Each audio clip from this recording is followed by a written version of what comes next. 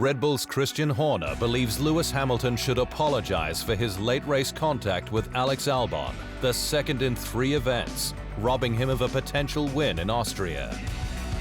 Albon passed Hamilton around the outside at turn 4 on lap 61, but spun after contact with his right rear, for which the Brit was penalized 5 seconds.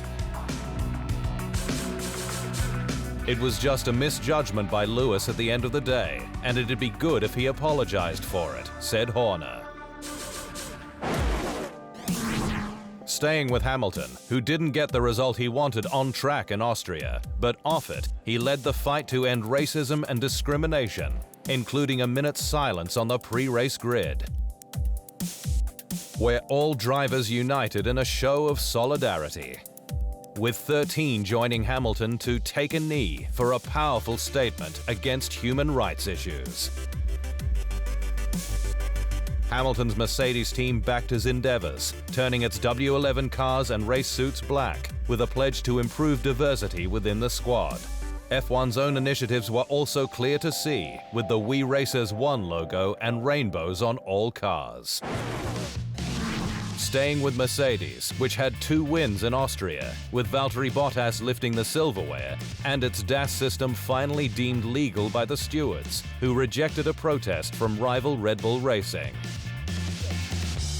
Red Bull's protest alleged the dual-axis steering system effectively made an adjustment to the car's suspension, but the stewards ruled that it was part of the steering system.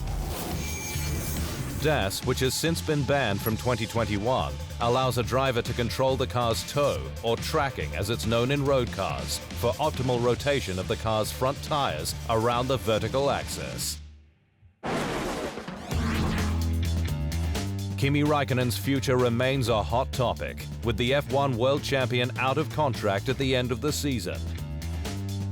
But while the Alfa Romeo star admitted in Austria last weekend that he's no closer to a decision, the Flying Finn confirmed the delay of the sport's new era to 2022 won't affect the outcome. Obviously, that's how it's going to be with the rules and everything, but it doesn't really dictate what happens in the future, he said. Austria was Raikkonen's 313th F1 start, the 40-year-old now just 10 from the outright record held by Brazilian Rubens Barrichello.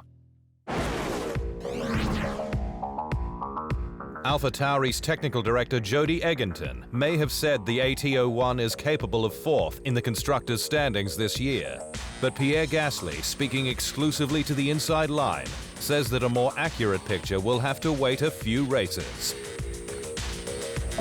Red Bull's B team finished 6th in 2019 for its equal highest ever placing, including 2 podiums, its first for 11 years.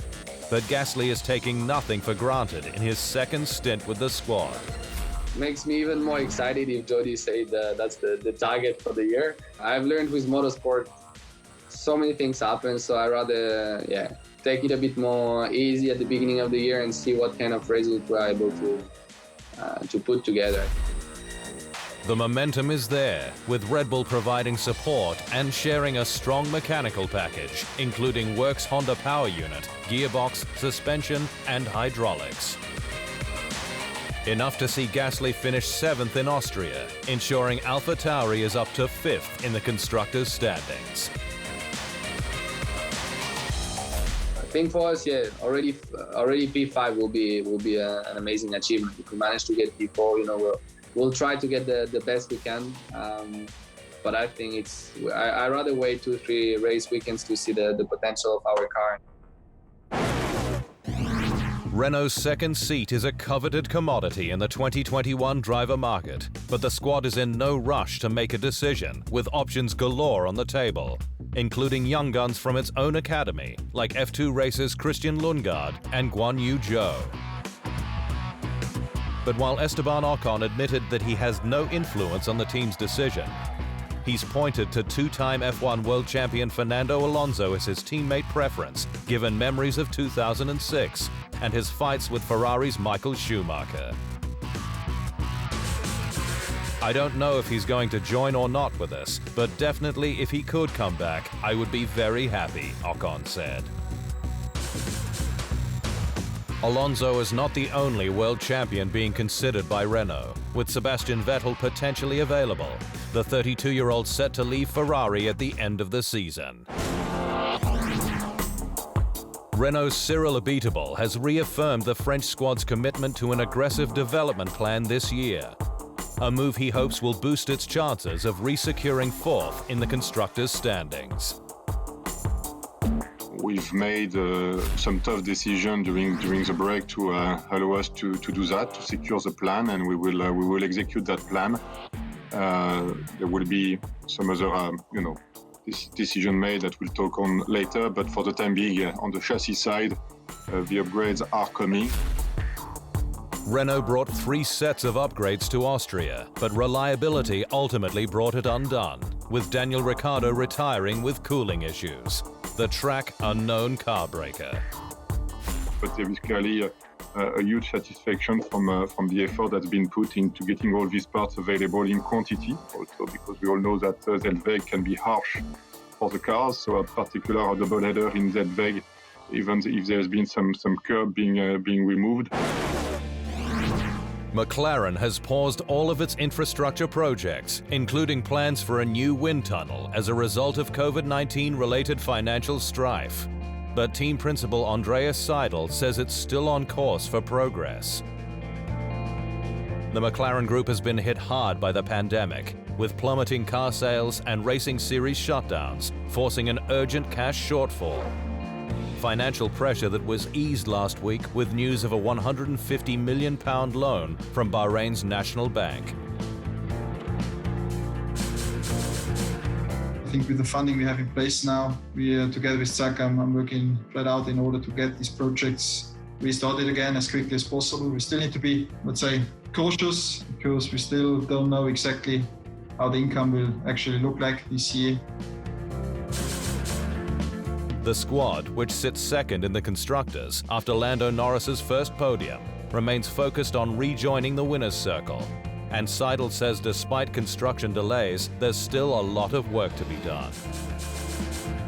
There's still enough, I think, which is within the team, which we have to improve, which is independent of any regulations or also independent of any financial situation, which we have to focus on, where we simply have a gap compared to the top 3 teams. In terms of how we work together, how we are set up as a team, the tools we are using.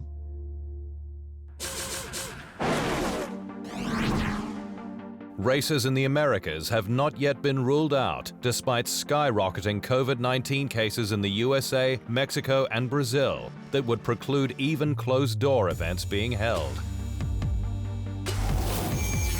Canada, however, where things are better, is pushing for a September slot before winter sets in.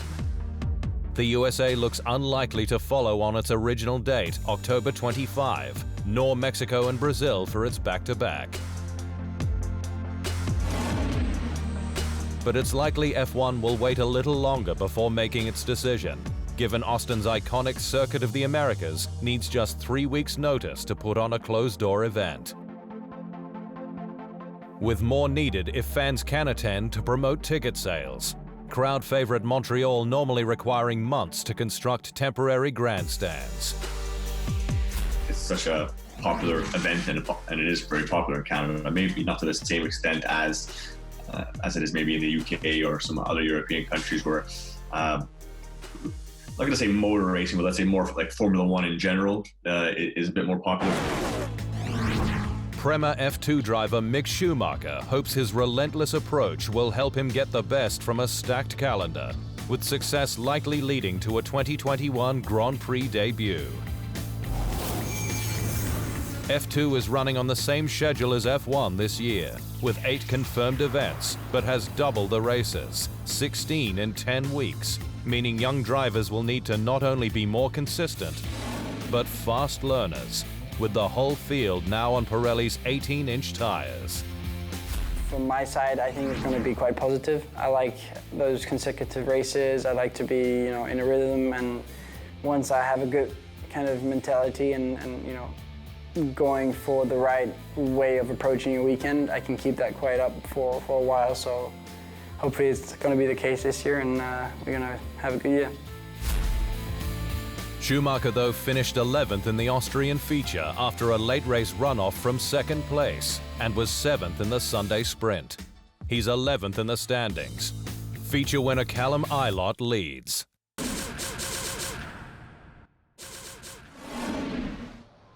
Thanks for watching.